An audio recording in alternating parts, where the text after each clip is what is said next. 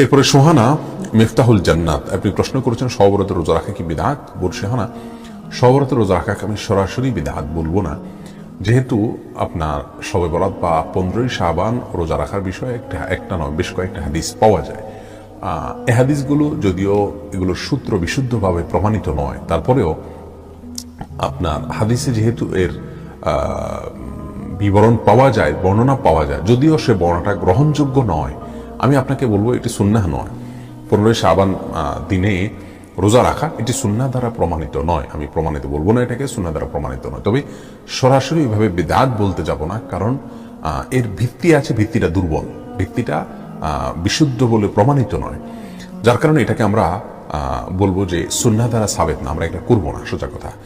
তবে হ্যাঁ, শবে বরাতের রাতকে কেন্দ্র করে এই রাতে আল্লাহ সুবহানাহু ওয়া তাআলা হিংসুক এবং মুশরিক ছাড়া বাকি সবাইকে ক্ষমা করেন। সেই হিসাবে আমরা আল্লাহ সুবহানাহু ওয়া তাআলা সাধারণ ক্ষমা পাওয়ার জন্য শিরক এবং হিংসা থেকে নিজেদেরকে মুক্ত রাখতে পারি।